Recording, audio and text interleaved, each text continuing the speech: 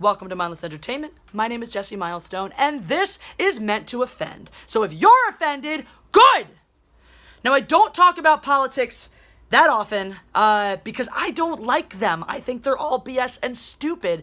But this thing came up today, and it's a culmination of a lot of things that's driving up a goddamn wall. So here are the people that are going to be offended by this video. Progressives, people who think it's cool to hate Jews, and people who hate Jews for whatever reason, right? So I'm Jewish. If that statement is a problem for you, piss off. I don't care. Go away. But here's the thing now, right? It is getting, once again, right? It's just hilarious to me how it's always fun to hate the Jews. No matter what. And it's this ridiculous attitude right now that you have on the left, that the left is perpetuating. Like, first of all, the left is making anti-Semitism a partisan issue. They're making this a damn partisan issue, right? And because the right has taken up the cause of, let's not say crappy things by insinuating that people who support Israel are just in it for the money or are anti-American. Let's not say things like that. So because they're saying that and they're saying, oh, that's anti-Semitic, the left has to go, oh, that's not anti-Semitic. It's totally fine to say those things. You can say those things whatever you want. Like, wow, you're getting triggered into being anti-Semitic. What?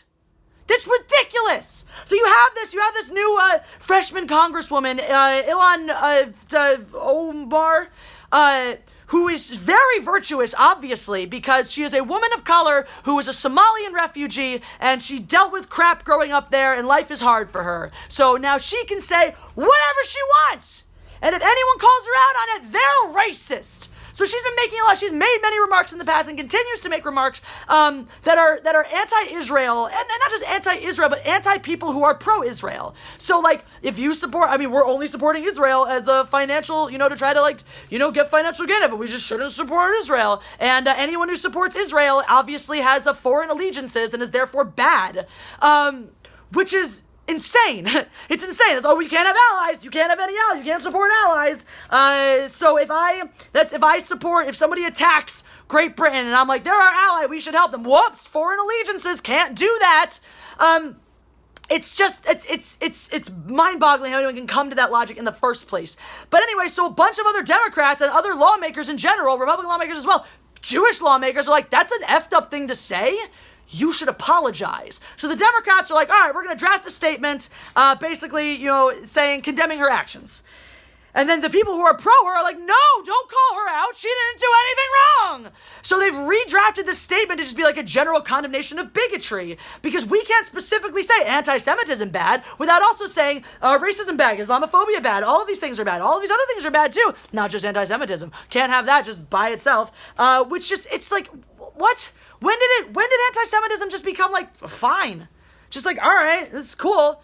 Because here's the thing, right? This is the thing that drives me crazy. You have the progressive left talking this narrative. The reason why, by the way, is that we're a model minority, and there's a lot of us are white. So, we're not that bad off because the stereotypes about us are mostly good, about how we're good at making money and smart and stuff. So it's fine to make fun of us because we're doing okay. So that's totally. And plus, again, we're mostly white, so like we don't really know what oppression is, which is just hysterical to me because you have the head of the National Women's March saying things like slavery was worse than the Holocaust, and you have an actual other lawmaker sticking up for this woman by saying that because she went through oppression in Somalia, her experiences are more poignant and real. Her hurt is more real than the child of a Holocaust survivor. When did this become a goddamn competition? People who went through the Holocaust suffered. Their children also suffer from growing up with that in their lineage. You don't think that affects their parents? You don't think things that affect parents affect the way they raise their children? And guess what? The Holocaust was terrible. So was slavery. They were both bad. Why do we need to quantify our suffering? And if you really want to play that game, you want to quantify it, look at the numbers, look at the percentages. Within the past 100 years, as a result of the Holocaust, you had the extermination of about a third of the world's Jewish population. Find me another group that lost 33% to genocide in the past 100 years. And then we'll talk if you want to start quantifying oppression, which I do not, for the record. I'm not saying the Jews suffered more. I'm saying the Jews have suffered, and people fleeing war-torn countries have suffered, and black people have suffered. Everyone's fucking suffered. There's no winner this game. Right now, the Jews are the losers because we don't count anymore. Never mind, you have the left discussing things like the boldness, the growing boldness, and the rise of certain hate groups and whatnot in this country. Guess what? Neo-Nazi groups and the KKK and other groups, other hate groups like that, are anti-Jew. They have always been anti-Jew. Hating Jews has always been a very important part of their massive amounts of hatred. So if you're going out talking against hate groups, you cannot ignore the fact that Jewish people are still targets of these groups.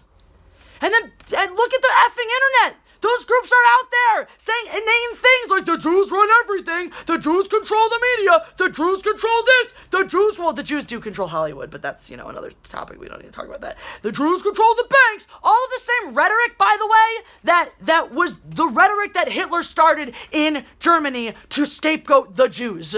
So if you're parroting that rhetoric, if you're a person who's like, I don't know, I think the Jews control all of the banks, stop.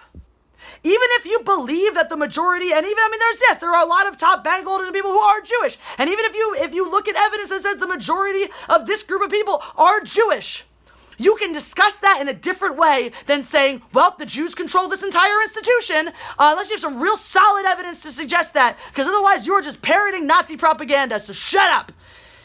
I'm sorry, anti-Semitism, it's not cool.